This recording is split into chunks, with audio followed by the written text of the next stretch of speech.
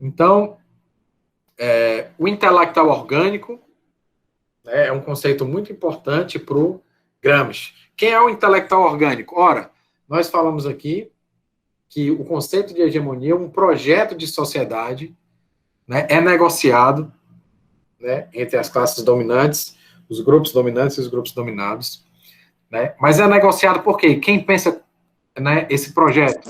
Aí que o Gramsci vai falar. Esse é o papel do intelectual orgânico, né? Então, esses intelectuais, eles vão bolar argumentos que justificam determinados tipos de ações, determinados tipos de valores, né? Então, o intelectual orgânico, ele é um intelectual que está intimamente conectado com a política nesse sentido, né? Porque ele que vai criar esse modo de vida, né? Ele que vai produzir justificações para você fazer isso, aquilo, aquilo. Por exemplo, agora nós temos essa ideia de que é importante fazer uma reforma administrativa, né? No nosso país. Né? Então, o que é que acontece? Vem lá um economista e fala, o país está em crise, rapaz. É o intelectual orgânico. Né? Ele está elaborando justificativa para fundamentar a reforma administrativa. Né? Então, o país está em crise, então os funcionários públicos aqui, eles vão ter que ter seus salários sem aumento, vai ter que passar um tempo sem aumento, ou até diminuir o salário, porque estamos passando por uma crise e o Brasil precisa economizar dinheiro. Né? Ou seja, ele está inventando, está dando uma justificativa para uma determinada ação política. Né? Então, esse aí é o intelectual orgânico da hegemonia. Mas aí o que é que o Gramsci vai falar? Ora, é importante ter um intelectual orgânico de uma contra-hegemonia. Né? Ou seja, de elaborar argumentos críticos que mostrem que essa visão hegemônica ela não é natural, ela é imposta. Né? Então o cara fala, mas vocês querem aqui diminuir ou congelar o salário dos funcionários públicos, mas o pessoal que ganha mais, vocês não estão mexendo no salário deles, entendeu? O intelectual da contra-hegemonia para problematizar a justificativa, né, de um discurso hegemônico, né, que foi feito pelo intelectual orgânico da hegemonia. Né? Então você vê aí que vai haver uma disputa ideológica por essa hegemonia. Né? Então o intelectual, daí a importância do intelectual orgânico para o Gramsci, porque segundo ele, as classes em si, ela não teria essa capacidade crítica de problematizar aquilo que lhe parece natural.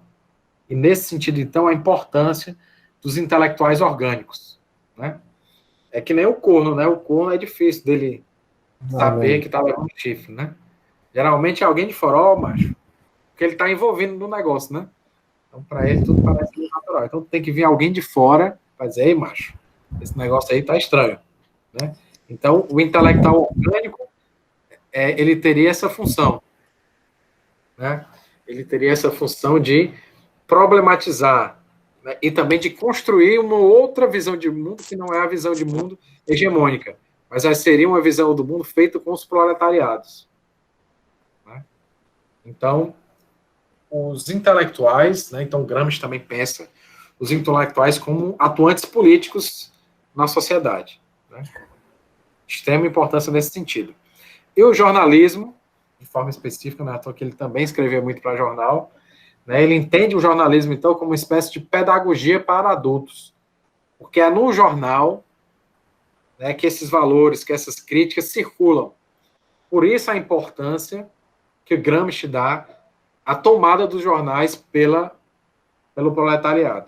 Né? A tomada dos jornais, porque significa tomar a voz.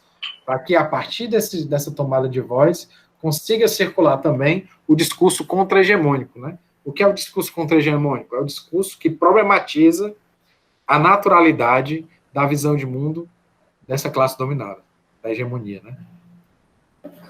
Então, o jornalismo teria um papel muito importante nesse sentido de problematização dos valores hegemônicos. Então, a contra-hegemonia, a gente está vendo aí, ela aparece a partir da crise do sistema hegemônico. E o que é que significa a crise do sistema hegemônico? É exatamente quando esses intelectuais orgânicos da hegemonia vão perdendo a crença, né? As pessoas deixam de acreditar neles. E aí abre espaço para uma contra-hegemonia, ou seja, um outro projeto de sociedade. Né? E aí que entra os intelectuais orgânicos da contra-hegemonia, né? É conectado com as questões populares. Né? Então, o movimento político por Gramsci é um movimento que tem que passar pela sociedade civil, né? Pela ideologia, para depois ascender ao processo político, né? De tomada de poder do Estado. Né? Então, para ele deve funcionar sempre nessas duas perspectivas, né? Ideológica, civil e política estatal do outro lado, né? Tem que estar conectadas, né? E qual é a diferença para o Gramsci? O Gramsci não vai ver a ideologia como uma falsa consciência apenas. Ele vai ver como modos de ver o mundo. Por exemplo, o proletário ele tem um modo de ver o mundo que é um modo de ver o mundo diferente da classe dominante de um burguês. Né? O intelectual de classe média tem um modo de ver o mundo, é um grupo social, tem uma ideologia que é diferente do burguês e que é diferente da classe popular. Né? Então, como é que se organiza a ideologia? Ora, a partir da negociação entre esses diferentes modos de ver, entre essas diferentes ideologias. É por isso que, na hegemonia, o Gramsci destaca essa ideia de negociação, de busca de equivalências, né? Então você tem um projeto dominante que só se estabelece quando consegue negociar com as outras ideologias. Estamos sendo muito explorados aqui. Estamos trabalhando. Então tudo bem, fala o seguinte, agora vocês vão ter o final de semana para descansar. Entendeu? Aí os caras, então tudo bem. Então foi uma negociação para se manter o equilíbrio. Não, mas mesmo assim a gente está explorado, está sendo explorado. Tudo bem, então agora vocês vão ter, você vai ter 13º. Entenderam? É uma negociação, né, entre a classe dominante e a classe dominada, e a partir daí eles conseguem um consenso, melhor dizendo, sobre determinado aspecto. E aí conseguem manter o equilíbrio da hegemonia. Aí continua, entendeu? Então, a grande sacada do Gramsci é pensar exatamente essas relações entre essas ideologias, né? Essas negociações. Né? Então, para ele, a revolução tem que começar na ideologia. Né? Ou seja, você tem que partir da sociedade civil, né? Você tem que persuadir a sociedade civil e a importância do intelectual orgânico. E aquele cara que vai pensar como um proletário. Né? E como é que ele vai divulgar isso? A partir dos meios de comunicação. Daí a importância de tomar os meios de comunicação. Então, esse intelectual orgânico, que é um intelectual orgânico contra-hegemônico, ele vai usar dos meios de comunicação de massa para tentar apresentar um projeto de sociedade que não é o projeto hegemônico. É um projeto que é negociado com as classes populares. Né? Então, para o Gramsci, né, a persuasão da sociedade civil, né, a crítica, a tomada de consciência da sociedade civil é responsabilidade do que ele chama desses intelectuais orgânicos e da tomada dos meios de comunicação.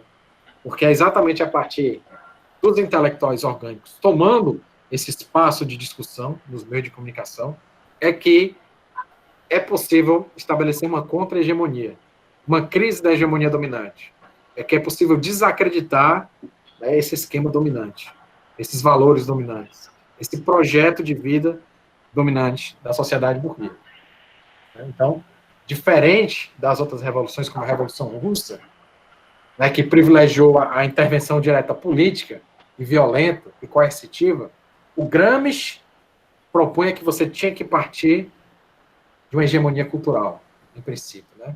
Você tem que, primeiro, convencer as massas de um outro projeto, né? Um projeto próprio das massas, do que agir diretamente politicamente. Né?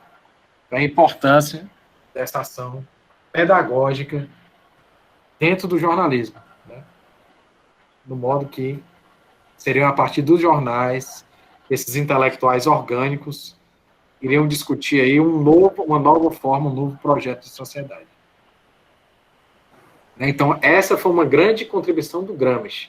Entender a dominação como uma dominação também cultural e negociada, né, entre hegemonia e contra-hegemonia. Entender o papel do intelectual orgânico como um indivíduo que deveria, junto com os proletários, junto com a sociedade civil, pensar em um projeto que seja dos próprios proletários, da sociedade civil, e não da classe dominante.